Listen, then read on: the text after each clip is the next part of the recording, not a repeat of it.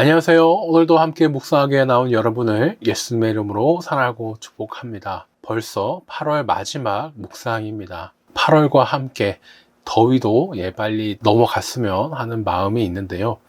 더운 날에도 힘내시면서 오늘 묵상도 제가 기도로 시작하겠습니다. 사랑하는 하나님, 오늘도 우리가 함께 묵상을 시작합니다. 우리의 힘이 아니라 성령님의 조명과 지혜로 말씀을 잘 깨닫게 도와주시고 삶으로 살아내려 할 때도 성령님의 힘으로 할 수 있도록 붙잡아 주세요. 감사하신 예수님 이름으로 기도드렸습니다. 아멘. 오늘은 기쁨으로 거두리로다 라는 제목으로 시편 126편과 127편 함께 묵상하겠습니다. 먼저 오늘 말씀 3번 들을 텐데요. 제일 먼저 3번역으로 말씀 듣겠습니다. 주님께서 시온에서 잡혀간 포로를 시온으로 돌려보내실 때에 우리는 꿈을 꾸는 사람들 같았다. 그때에 우리의 입은 웃음으로 가득 찼고 우리의 혀는 찬양의 함성으로 가득 찼다. 그때에 다른 나라 백성들도 말하였다. 주님께서 그들의 편이 되셔서 큰 일을 하셨다. 주님께서 우리 편이 되시어 큰 일을 하셨을 때에 우리는 얼마나 기뻤던가. 주님, 네겝의 시내들에 다시 물이 흐르듯이 포로로 잡혀간 자들을 돌려보내 주십시오. 눈물을 흘리며 씨를 뿌리는 사람은 기쁨으로 거둔다. 울며 씨를 뿌리러 나가는 사람은 기쁨으로 단을 가지고 돌아온다. 주님께서 집을 세우지 아니하시면 집을 세우는 사람의 수고가 헛되며 주님께서 성을 지키지 아니하시면 파수꾼의 깨어있음이 헛된 일이다. 일찍 일어나고 늦게 눕는 것, 먹고 살려고 애써 수고하는 모든 일이 헛된 일이다. 진실로 주님께서는 사랑하시는 사람에게는 그가 잠을 자는 동안에도 복을 주신다. 자식은 주님께서 주신 선물이요. 태안에 들어있는 열매는 주님이 주신 상급이다. 젊어서 낳은 자식은 용사의 손에 쥐어있는 화살과도 같으니 그런 화살이 화살통에 가득한 용사에게는 복이 있다. 그들은 성문에서 원수들과 담판할 때에 부끄러움을 당하지 아니할 것이다. 아멘. 다음으로 새 한글입니다. 성전으로 올라가면서 부르는 노래. 여호와가 시온을 회복시키실 때 우리는 꿈꾸는 사람들 같았지. 그때 웃음이 우리 입에, 우리 혀에는 기쁨의 소리가 가득했어. 그때 사람들이 민족들 가운데서 말했지. 여호와가 이들에게 큰일을 해주셨군. 여호와가 우리에게 큰일을 해주셨어. 우리는 즐거워하고 있었지. 오 여호와여, 우리의 운명을 네게브의 물길처럼 바꾸어 주십시오. 눈물로 씨앗을 뿌리는 사람들이 기뻐 외치며 거두어 드릴 거야. 그가 씨앗 가죽 주머니를 들고서 울면서 나가고 나갈 거야. 그러나 자기 곡식단을 들고서 기뻐 외치면서 들어오고 들어올 거야. 성전으로 올라가면서 부르는 노래. 솔로몬에게 속한 것. 여호와가 집을 지어주지 아니하시면 집 짓는 사람들이 애써도 헛일이죠. 여호와가 도시를 지켜주지 아니하시면 지키는 사람이 깨어 있어도 헛일이죠. 여러분이 아침 일찍 일어나 늦게 잠자리에 들어도 헛일이죠. 힘들게 일해 얻은 빵을 먹을 뿐이고요. 그만큼은 여호와가 그가 잘 때라도 그분이 사랑하는 사람에게 주시지요. 보세요. 자식은 여호와가 주신 몫이지요. 몸의 열매는 삭시고요. 젊어서 얻은 자식은 용사의 손에 든 화살 같아요. 화살집에 화살이 가득한 사람은 복이 있습니다. 성문에서 원수들과 말하더라도 그는 창피당하는 법이 없습니다. 아멘. 다음으로 메시지입니다. 꿈인가 생시인가 했지. 붙잡혀 갔던 이들을 하나님께서 다시 시온으로 데려오셨을 때 우리 웃음을 터뜨렸네. 노래를 불렀네. 너무 좋아 믿을 수 없어 했지. 우리는 뭇 민족들의 화제거리였네. 저들의 하나님 참으로 놀랍군. 그렇고 말고 우리 하나님은 정말 놀라우신 분. 우리는 그분의 행복한 백성. 하나님, 다시금 그렇게 해주소서. 가문에 찌든 우리의 삶에 단비를 내려주소서. 절망 가운데 곡식을 심은 이들, 환호성을 올리며 추수하게 하소서. 무거운 마음을 지고 떠났던 이들 한아름 복을 안고 웃으며 돌아오게 하소서. 하나님이 지어 올리시지 않으면 집 짓는 자들이야 기껏 판잣집이나 지을 뿐, 하나님이 성을 지켜주시지 않으면 파수꾼이야 밤에 있으나 없으나 매한가지. 아침 일찍 일어나 밤늦게 잠자리에 들며 노심초사 뼈 빠지게 일해봐야 모두 헛수고. 알아두어라. 그분께서는 사랑하는 이들에게 쉼 주시길 좋아하는 분이시다. 알아두어라. 자녀는 하나님이 주시는 최상의 선물, 태의 열매는 그분이 후히 내리시는 유산이다. 젊고 건강한 시절에 낳은 자녀는 전사의 손에 들린 화살과 같다. 오, 화살통에 자녀들이 가득한 부모는 얼마나 복된지. 원수들은 너희 상대가 되지 못하고 너희에게 초전박사할 날이라. 아멘. 지금까지 저희가 3번 말씀을 들었습니다. 불면증으로 요즘에는 제대로 잠을 못 주무시는 분들이 많습니다. 낮에는 낮대로 온 힘을 다해 일하며 고생했지만 밤에는 밤대로 또 여러 불안과 걱정 때문에 잠을 못 자서 고생이시죠. 그럴 때마다 하나님이 안식하라는 명령을 주시고 편히 쉬라고 하신 것, 그것이 정말 큰 복이구나라는 사실을 알게 됩니다. 어떻게 하면 우리는 이 편히 쉬는 복을 누릴 수 있을까요?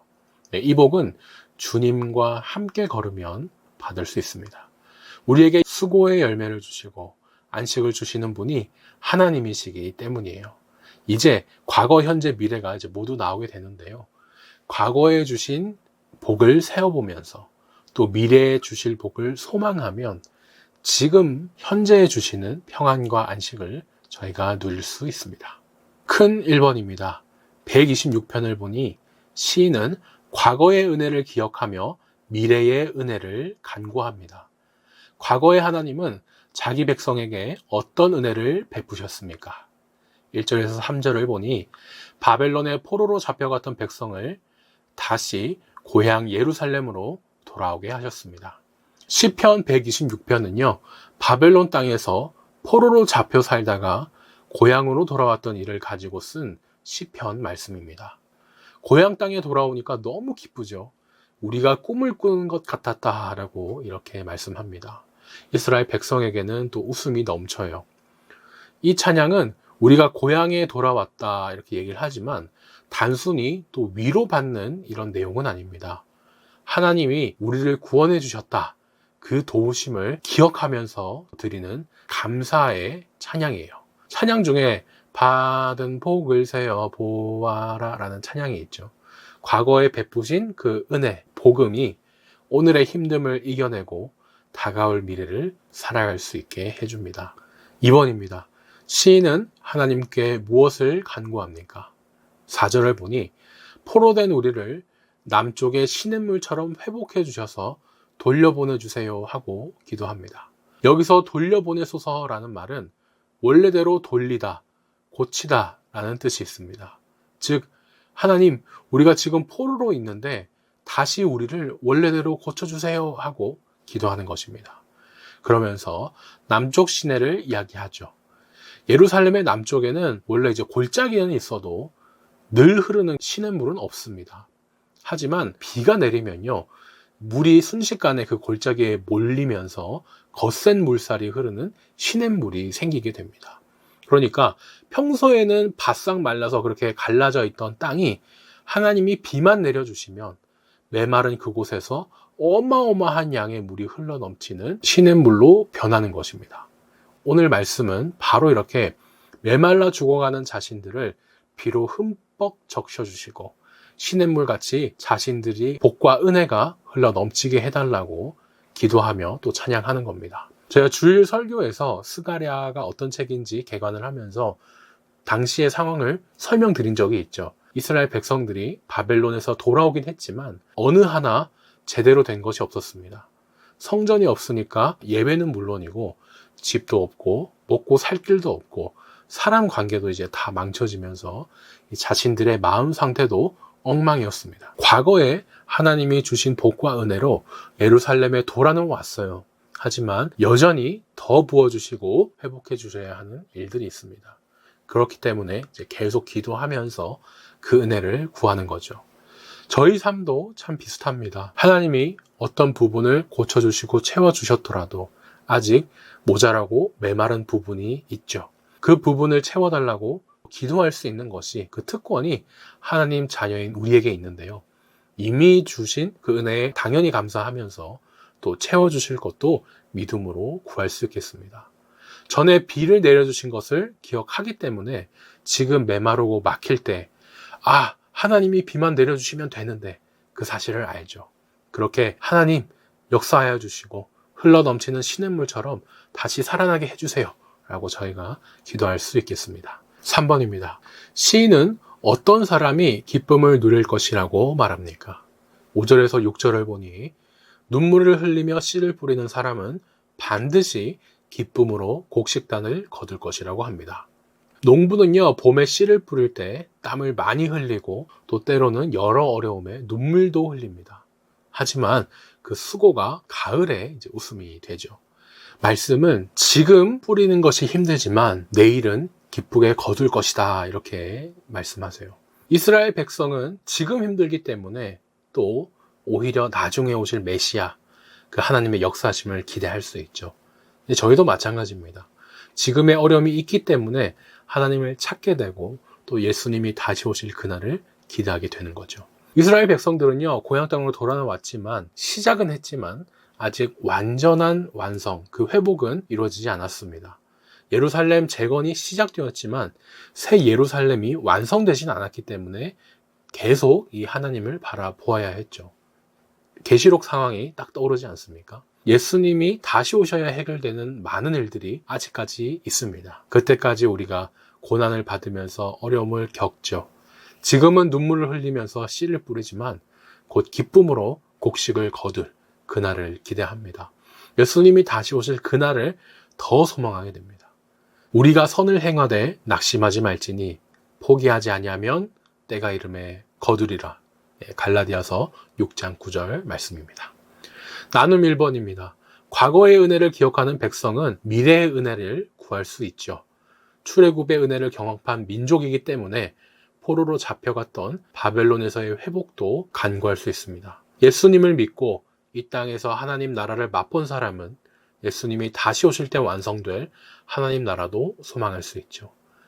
하나님께서 전해주신 내가 기억하는 은혜와 또 앞으로 기대하게 하시는 은혜가 무엇인가 생각해 보면 좋겠습니다. 또 그 은혜를 기다리게 감당해야 할 수고가 있다면 무엇일까 생각해 보면 좋겠습니다. 큰 2번입니다. 127편에서는 수고의 열매를 거두려면 하나님과 동행해야 합니다. 하나님이 동행하며 돕지 않으시면 어떤 결과가 나타납니까? 1절에서 2절까지를 보니 집을 세우는 수고도, 파수꾼에 깨어 지키는 것도, 새벽부터 밤늦게까지 애쓰는 것이 모두 헛수고가 됩니다. 시편 127편을 요약하자면 네가 아무리 생고생해봐라, 하나님이 함께 하지 않으시면 아무 소용없어. 이 정도가 되지 않을까 싶습니다. 집을 세우면서 삶의 막 기반을 세우고요, 파수꾼으로서 깨어 지키면서 우리가 아무리 우리의 인생을 계획하며 대비할지라도 또 새벽부터 밤늦게까지 뼈 빠지게 애를 써도 하나님이 함께 하지 않으시면 헛방입니다. 이 사실을 아는 사람은 어떻게 할까요? 지혜로운 사람이라면 계획을 세울 때 내 마음대로 해놓고 해결해 주세요 막 이렇게 기도하는 것이 아니라 먼저 기도로 하나님께 묻고 일을 진행하겠습니다. 진행 중일 때나 또 이후에 결과가 나왔을 때도 하나님께 영광을 돌리면서 겸손히 하나님만 붙들겠죠. 우리의 수고가 헛되지 않고 배로 그 많은 열매를 맺을 수 있도록 하나님 앞에 겸손히 우리의 모든 것을 맡겨드릴 수 있었으면 좋겠습니다. 2번입니다. 하나님은 누구에게 잠을 주십니까? 2절을 보니까 사랑하는 자에게 단잠을 주신다고 합니다. 일찍 일어나고 늦게 눕는다, 이 말은 쉴 새 없이 일을 한다, 이런 뜻이죠. 만약 어떤 사람이 이렇게 정말 열심히 일했는데 아무 인정이나 보상을 못 받는다고 한다면 어떻게 될까요? 정말 억울하고 짜증나고 막 허무하기도 하면서 제대로 잠에 들 수 있는 사람이 아무도 없을 겁니다. 사랑하는 자에게 단잠을 주신다, 이 말씀은 유명해서 설교 시간에 이제 성도님들이 조시면 목사님들께서 우스갯소리로 하나님이 사랑하는 자에게 단잠을 주신다 하면서 이렇게 말씀하기도 하는데요. 목사님들께서 이제 웃으며 잠을 깨시라고 이렇게 말씀을 하시는 것이지, 실제 이제 시편의 흐름 속에서 그 뜻을 보면 하나님께서 야, 참 너 열심히 일했구나, 고생 많았다, 그 사람의 수고를 가치 있게 인정해 주시고 또 그 사람이 잠을 들 수 있게 해주신다, 그 의미가 있습니다.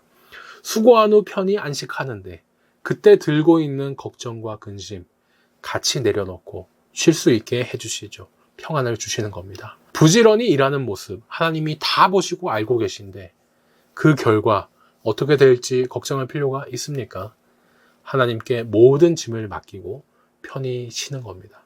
믿지 않는 사람과 믿는 사람이 같은 시간, 같은 고된 일을 할 수 있지만 믿는 사람의 마음은 더 가볍고 쉼도 더 깊게 쉴 수 있습니다. 3번입니다. 장차 부모를 든든하게 지켜줄 자녀는 누가 주신 선물입니까? 3절에서 5절을 보니 하나님이 주신 기업이자 상이었습니다. 옛날 이스라엘은요, 고대 사회입니다. 그러다 보니까 이 자녀가 많은 것이 바로 그 집안의 힘이었고 또 안전한 정도라고 하겠습니다. 동네에서 막 아이들이 서로 싸우면 우리 형 불러올 거야, 언니 불러올 거야, 막 이러지 않습니까? 그러다가 엄마, 아빠, 할아버지, 할머니 이렇게 다 나오는데 이스라엘 사회에서도 이 가족이 많은 것이 큰 힘이 됩니다. 그래서 시편은요, 자녀가 많은 집안을 힘센 군인이 들고 있는 화살통에 가득한 화살처럼 비유합니다. 이해가 되는 비유죠. 오늘 말씀은요, 구약의 고대 사회 당시에 이제 가장 대표적인 복이었던 자녀가 많은 것을 이제 복으로 예시를 들었습니다. 자녀는요, 하나님이 주신 기업이고 상입니다. 하지만 그 생명이 사람이 자기 하고 싶다고 되는 것이 아니죠. 하나님이 주셔야 되는 것이 생명이기 때문에 그 복도 하나님께 달려있다라는 것을 말하는 것입니다. 지금 우리는요, 이것을 너무 문자적으로 생각하면 안 되겠죠. 고대의 족장 사회를 한참 지났고 또 지금 신약 시대에 들어와 있기 때문에 자녀 수만 가지고 누가 복을 많이 받았고 적게 받았고 이렇게 비교하는 것은 아무 쓸모가 없는 일입니다. 신약에서 우리는 가장 큰 복인 예수님을 통해서 이미 구원과 영생의 복을 얻었죠. 예수님의 피로 우리의 과거, 현재, 미래 모든 죄도 다 용서받았는데 가문의 저주 이런 개념도 정말 그 토속적인 미신일 뿐 우리 신앙에게는 말이 안 되는 이야기입니다. 하나님은요, 우리에게 늘 가장 좋은 걸 주십니다. 우리의 모든 상황과 형편이 다르지만 성령 하나님께서 우리의 깊은 것과 그 모든 상황 형편을 다 아시기 때문에 각 가정에 가장 좋은 때 가장 좋은 방법으로 또 자녀를 허락하실 것입니다. 자녀나 부모 자체가 우상이 될 수도 있기 때문에 그것을 조심해야겠죠. 그렇게 자녀나 부모 자체가 우상이 되어 하나님을 떠나기보다 우리는 하나님께서 가정 안에 이미 주신 은혜를 또 그 복을 세어보시길 축원합니다. 나눔 2번입니다. 하나님과 동의하지 않는 사람의 모든 수고가 헛되죠. 하나님이 함께 하셔야 집을 지키는 것도, 가정을 세우는 것도, 열심히 일을 하는 것도, 또 수고 후 잠을 자는 것도 의미가 있습니다. 하나님 없이 내 마음대로 하려다가 헛수고만 한 경험이 있다면 무엇이었나 생각해 보시면 좋겠습니다. 마지막 기도 제목 나눔입니다. 나의 삶에 있어서는 날마다 하나님의 은혜를 기억하며 어렵고 힘든 고난을 이겨내게 해주세요 라고 기도해 주시고, 우리 교회에 있어서는 성령님께서 늘 함께하고 계시기 때문에 사역의 수고가 결코 헛되지 않다는 사실을 믿고 또 알게 해달라고 기도해 주시면 좋겠습니다. 네, 오늘 묵상은 여기까지입니다. 더 궁금하신 사항이 있다면 메일이나 유튜브 댓글로 질문을 남겨주세요. 이번 한 주도 힘내시길 바라면서 우리 주님 부활하신 복된 주일날 뵙겠습니다.